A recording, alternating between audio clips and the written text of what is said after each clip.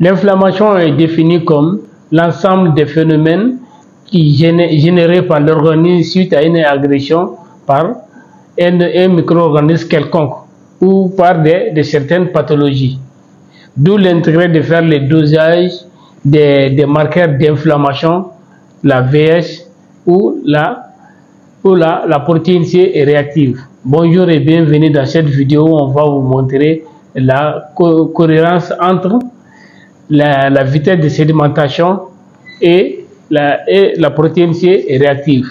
Ici, on va vous parler maintenant quelle est la différence entre votre VS, qui est la vitesse de sédimentation, qui consiste d'abord à apprécier l'acide des globules rouges au fond d'un type qu'on appelle le type Westergren.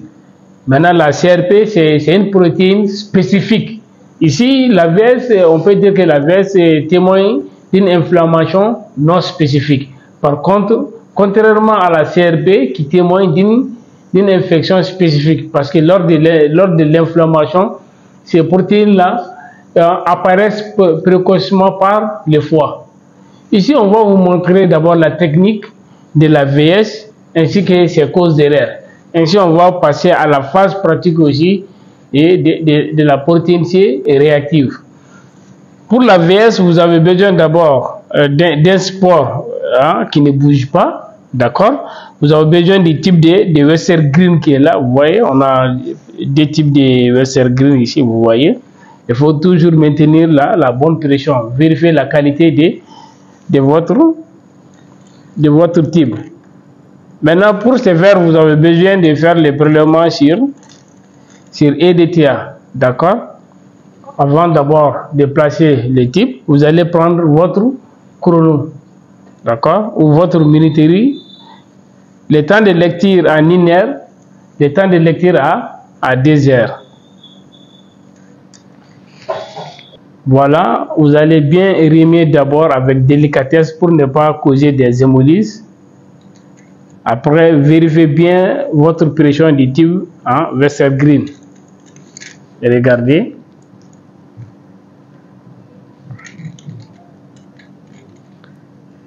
Maintenant, vous allez plonger votre type et regardez la tige qui est en haut. Vous allez juste tirer, vous voyez, jusqu'au bout. Maintenant, regardez. Il faut bien placer votre type de façon verticale. Vous voyez? Vous voyez? Et sur un sport qui bouge pas. Maintenant, regardez ici. Vous regardez jusqu'ici. Vous voyez que ça arrive jusqu'au niveau de la gradation 0. Et vous allez mettre maintenant votre minuterie en 1 heure de temps. En 1 heure de temps, maintenant, on va prendre on va vous montrer comment on prend la lecture de la VS. Voilà, vous pouvez remarquer ici, et regardez la distance entre les plasmas et les clés globulaires ici, vous voyez, jusqu'au niveau des 40, vous voyez. Et regardez très bien, de 0 jusqu'à 40, là où c'est limite les clés globulaires en 1 heure, vous voyez, en 1 heure c'est 40%. Là, au deuxième heure aussi, vous remarquez, et regardez encore, vous allez descendre, et regardez jusqu'au niveau des 65, vous voyez, et vous allez prendre aussi 65 mm. Maintenant, vous avez vu la première heure, c'était à 40 mm. La deuxième heure, c'était à 65. Voici comment maintenant on va écrire les résultats ici. Après, regardez VS. En 1 heure, c'était à 40 mm. Maintenant, les deuxième heure, c'était à 65 mm. Voilà. Maintenant, on va vous parler de la variation physiologique de la vitesse de sédimentation ainsi que les causes d'erreur. Voici pour vous le tableau numéro 1, facteur mécanique influent la VS. Augmentation d'abord. La température de la pièce, si c'est supérieur à 23 degrés Celsius. Type incliné, vibration, choc, quantité d'anticoagulants non respectés. Maintenant, pour la diminution, il y a type de mesure trop froid ou trop court. Les valeurs hygiène maintenant, valeur de sédimentation, de la vitesse de sédimentation. À la lecture à la première heure chez l'homme, ça varie entre 1 à 10 mm, ça veut dire que toujours inférieur à 16. Chez la femme, c'est de 3 à 14 mm, ça veut dire inférieur à 25. Maintenant, il faut tenir compte qu'il existe une variation physiologique de la vieillesse avec l'âge et au cours de la grossesse, de même au cours des traitements œstroprogestatifs.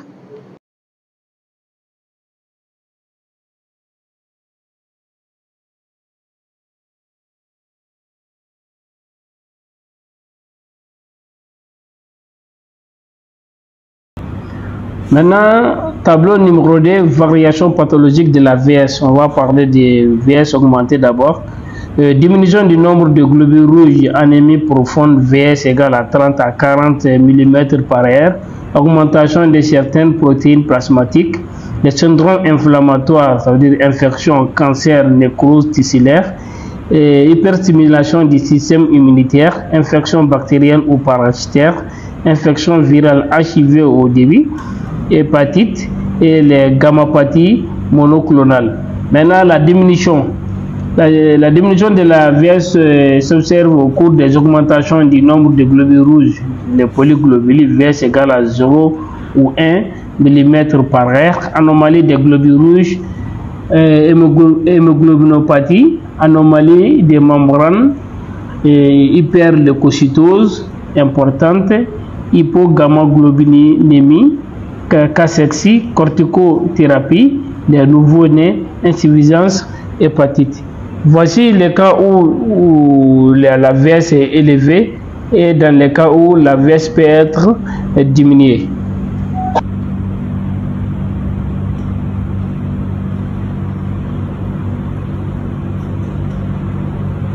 Maintenant, on va passer à la technique de la protéine C et réactive. Pour ce faire, vous avez la carte d'abord. Et je vous ai toujours dit, pour les tests rapides, de lire d'abord ce que dit le fabricant sur les tests. Il faut toujours respecter la notice de votre test. Ce n'est pas quelque chose qui est à jeter. Vous attendez que les réactifs atteignent d'abord la température ambiante de l'air. Ainsi, chaque série de tests aussi doit être suivie par le contrôle de qualité négatif et le contrôle de qualité positif. Ici, vous allez utiliser les sérums du patient de préférence. D'accord? Vous allez centrifuger le sang recueilli dans un tube sec. Et puis, on va maintenant penser à la technique. Ici, d'abord, je vais mettre en haut ici le contrôle négatif. Ici, je vais mettre l'échantillon. Ici, je vais mettre le contrôle pathologique. D'accord? Avant l'emploi, mélangez très bien les réactifs. Voilà. Maintenant, vous allez mettre une goutte de contrôle négatif ici. Faites beaucoup attention que la pointe du compte-goutte ne touche pas votre réactif. Maintenant, ici, c'est l'échantillon. On dit de prendre 50 microlitres. Comme vous le voyez ici, 50 microlitres.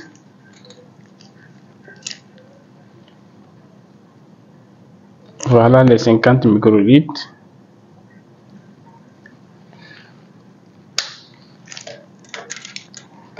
Le contrôle pathologique maintenant.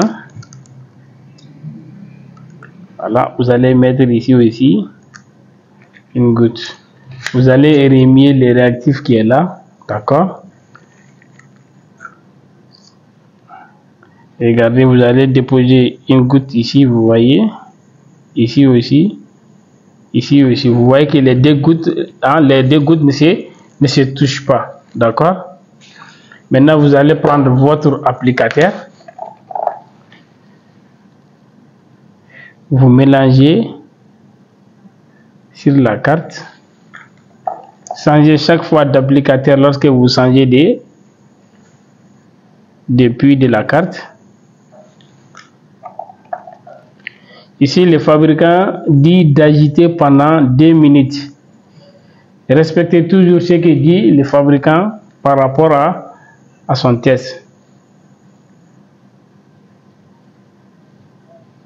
Là, on dit de faire la lecture à la lumière. Regardez bien le contrôle positif, vous voyez. Maintenant, regardez le contrôle de l'échantillon. Et puis, on a ici le contrôle négatif. Maintenant, vous avez vu que la vitesse de sédimentation est élevée, ainsi que la CRP aussi a été positive. Dans quel cas? On va vous parler maintenant dans quel cas la vitesse de sédimentation est élevée, CRP positif. Dans quel cas CRP négatif, vitesse de sédimentation élevée. Maintenant, voici pour vous pour la CRP protéine C réactive.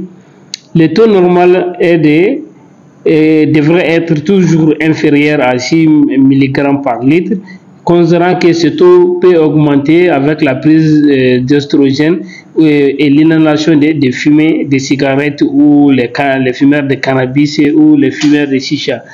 La protéine C réactive est augmentée au cours des maladies infectieuses d'abord.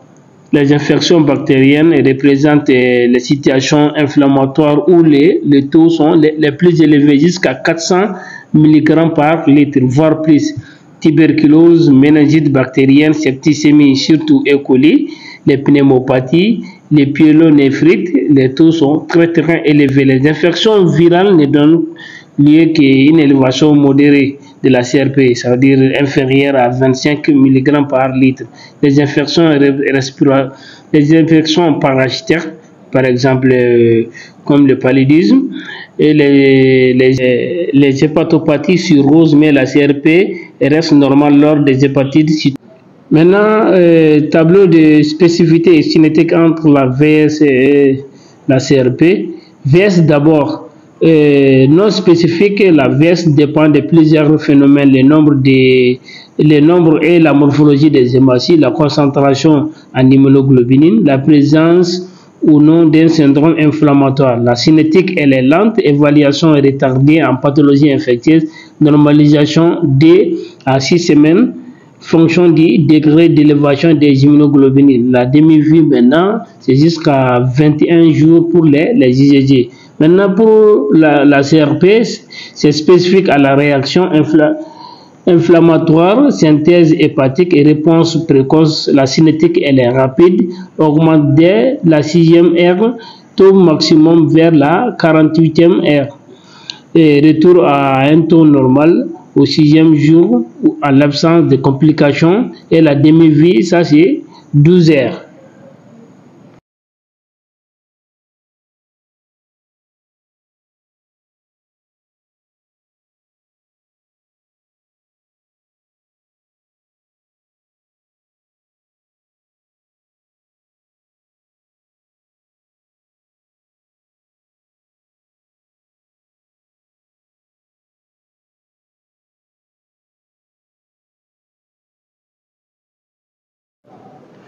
Maintenant, voici la conclusion pour vous, ce qui est beaucoup intéressant à savoir. La VS, examen simple et peu coûteuse, reproductive, permet de dépister de façon non spécifique et indirecte la présence d'une réaction inflammatoire et de détecter un désordre immunitaire avec anomalie des immunoglobulines, les hypergammaglobulinémies, les gammapathies monoclonales. La VS augmentée ne signifie pas toujours syndrome inflammatoire.